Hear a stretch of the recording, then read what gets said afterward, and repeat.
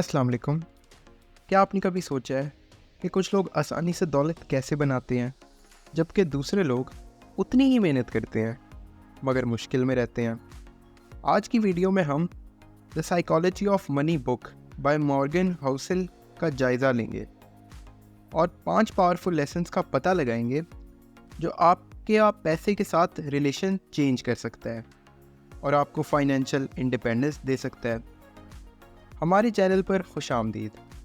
अगर आप नए हैं तो प्लीज़ सब्सक्राइब करना ना भूलिएगा और नोटिफिकेशंस ऑन कर लीजिए ताकि आपको मज़ीद अपडेट्स मिल सकें। आज हम द साइकोलॉजी ऑफ मनी से दिलचस्प इंसाइट्स एक्सप्लोर करेंगे जो दौलत के बिहेवियरल और साइकोलॉजिकल पहलुओं पर रोशनी डालते होंगे। तो चलिए पहले लेसन की तरफ बढ़ते हैं। Insight number 1, the role of luck and risk. पहला लेसन मॉर्गन की किताब से ये है कि लक और रिस्क को समझना बहुत ज़रूरी है। बहुत से लोग अपनी फाइनेंशियल सक्सेस को सिर्फ अपनी मेहनत और इंटेलिजेंस का नतीजा समझते हैं, लेकिन मॉर्गन ये बताते हैं कि दौलत के नतीजे में लक का भी बहुत बड़ा किरदार होता है। मिसाल के तौर पर 2 इन्वेस्टर्स हैं, एक मार्केट बूम के दौरान दौलत कमा लेता है जबकि दूसरा डाउन टर्न के दौरान नुकसान उठाता है। दोनों ने शायद मिलते जुलते डिसीजंस लिए हों, लेकिन उनके नतीजे उनके कंट्रोल से बाहर के फैक्टर्स से मुतासिर होते हैं। ये लेसन हमें अपनी सक्सेस में हम्बल रहने और उन लोगों के लिए कंपैशनेट बनने की तरफ मोटिवेट करता है जो शायद उतने खुशकिस्मत नहीं हैं। ये याद दिलाता है कि जब हम स्मार्ट फाइनेंशियल डिसीजंस करने की कोशिश करते हैं तो कभी कभी हालात हमारे हाथ में नहीं रहते। लक के किरदार को समझकर हम अपने फाइनेंशियल सफ़र पर एक बैलेंस नज़रिया रख सकते हैं। Insight number 2, wealth is what you don't see. दूसरा लेसन है कि दौलत वो है जो आप नहीं देखते। मॉर्गन ये बताते हैं कि असल दौलत अक्सर नज़र नहीं आती। ये फ्लैशी कार्स या एक्स्ट्रावेजेंट लाइफस्टाइल के बारे में नहीं है। ये उन सेविंग्स और इन्वेस्टमेंट्स के बारे में है जो वक्त के साथ बनती हैं। मिसाल के तौर पर सोचिए ऐसे लोग जो मॉडेस्टली रहते हैं लेकिन उनके पास सब्सटेंशियल सेविंग्स होती हैं। वो समझते हैं कि दौलत प्रूडेंट फाइनेंशियल चॉइसेस के ज़रिए इकट्ठी होती है, ना कि दौलत के बेजा दिखावे से। मॉर्गन इसे ऐसे लोगों की मिसाल से समझते हैं जो खर्च करने के बजाय सेविंग को अहमियत देते हैं। वो शायद पुरानी गाड़ियाँ चलाते हैं या छोटी जगह पर रहते हैं, लेकिन उनकी फाइनेंशियल सिक्योरिटी बहुत कुछ कह देती है। ये लेसन्स हमें फाइनेंशियल सक्सेस की डेफिनेशंस पर दोबारा गौर करने पर मजबूर करता है कि दौलत का असल मकसद आखिर क्या है। Insight number 3, the power of compounding. अब बात करते हैं कंपाउंडिंग की ताकत के बारे में। मॉर्गन हमें ये समझाते हैं कि छोटे छोटे और मुसलसल एक्शंस वक्त के साथ बहुत बड़े नतीजे दे सकते हैं। सोचिए, अगर आप हर महीने थोड़ा थोड़ा पैसा इन्वेस्ट करते हैं, सालों के दौरान वो इन्वेस्टमेंट कंपाउंड इंटरेस्ट की वजह से एक्सपोनेंशियली बढ़ सकती है। मॉर्गन हमें वॉरेन बफे की मिसाल देते हैं जिन्होंने छोटी उम्र से पैसा इन्वेस्ट करना शुरू किया। जितनी जल्दी आप शुरू करते हैं उतना ज़्यादा वक्त आपका पैसा बढ़ने के लिए होता है। ये लेसन हमें याद दिलाते हैं कि पेशेंस और कंसिस्टेंसी दौलत बनाने में की है। अगर आप सिर्फ थोड़े से पैसे हर महीने बचा सकते हैं तो वो कॉन्ट्रीब्यूशंस वक्त के साथ बहुत बड़े नतीजे दे सकती हैं।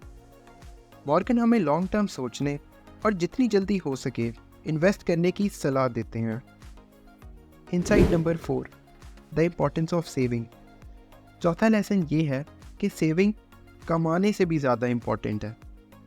मॉर्गन कहते हैं कि आपकी सेविंग की सलाहियत आपकी फाइनेंशियल सक्सेस का एक ज़्यादा रिलायबल इंडिकेटर है, ना कि आप कितना कमाते हैं। ये मिसाल के तौर पर कोई ऐसा शख्स जो हाई सैलरी कमा रहा है लेकिन अपने खर्चे से ज़्यादा खर्च कर रहा है, वो फाइनेंशियल स्ट्रगल्स का सामना कर सकता है, जबकि एक मॉडेस्ट इनकम वाला शख्स जो सेविंग करता है वो वक्त के साथ सब्सटेंशियल वेल्थ बिल्ड कर सकता है। ये लेसन हमें ये बताता है कि हमेशा सेविंग को अहमियत देनी चाहिए, चाहे आपकी इनकम कुछ भी हो। मॉर्गन ये सजेस्ट करते हैं کہ یہ ضروری نہیں کہ آپ کتنا کماتے ہیں، بلکہ یہ ضروری ہے کہ آپ کتنا بچاتے ہیں۔ سیونگ کی عادت کو اپنا کر آپ ایک سیفٹی نیٹ کریٹ کر سکتے ہیں جو آپ کو فائنینشیل سٹارم سے بچاتا ہے اور موقع کا فائدہ اٹھانے کی اجازت دیتا ہے۔ یہ مائنڈ سیٹ شفٹ آپ کو آپ کی فائنینشیل ڈیسٹینیشن پر کنٹرول دینے میں مددگار ثابت ہو سکتا ہے، چاہے آپ کی کرنٹ سچویشن کیسی بھی ہو۔ Insight number 5، the influence of personal experiences.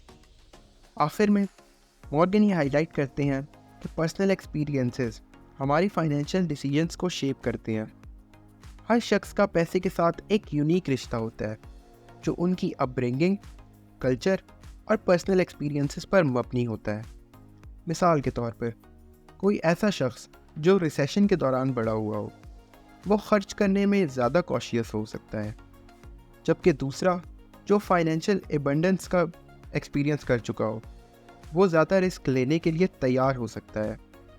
اسے سمجھنا ہمیں دوسروں کی فائنینشیل چوائسز کے لیے زیادہ ایمپیتھیٹک بناتا ہے اور ہمیں یہ یاد دلاتا ہے کہ ہماری پرسپیکٹیوز ہماری ایکسپیرینسز سے شیپ ہوتی ہیں۔ یہ لیسن ہمیں انکریج کرتا ہے کہ ہم اپنے فائنینشیل بلیفز اور بیہیویئرز پر غور کریں۔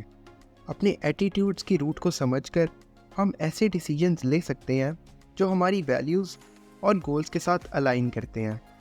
یہ ہمیں دوسروں کی فائنینشیل چوائسز کے لیے کھلی سوچ رکھنے کی بھی یاد دلاتا ہے، کیونکہ شاید ہم ان کے بیک گراؤنڈ اور موٹیویشنز کو پوری طرح نہیں سمجھ پاتے۔ آخر میں دا سائیکالوجی آف منی ہمیں انویلیبل لیسنز دیتی ہے جو ہماری دولت اور فائنینشیل سکسیس کو سمجھنے کا ذریعہ تبدیل کر سکتی ہیں۔ لک اور رسک کو سمجھ کر، یہ جان کر کہ اصل دولت اکثر نظر نہیں آتی، کمپاؤنڈنگ کی طاقت کو استعمال کر کے سیونگ کو ارننگ پر اہمیت دینے اور پرسنل ایکسپیرینسز کے اثر کو سمجھ کر ہم اپنی فائنینشیل ویل بینگ کو بہتر بنا سکتے ہیں۔ دوستوں، ویڈیو دیکھنے کا شکریہ۔ یاد رہے، دولت بنانا ایک سفر ہے جس میں پیشنس، انڈرسٹینڈنگ اور صحیح مائنڈ سیٹ کی ضرورت پڑتی ہے۔ اگلی بار تک فائنینشیل سکسیس کے لیے کوشش کرتے رہیے اور اپنے پیسے کے ساتھ اسمارٹ چوائسز کریں۔ Thank you.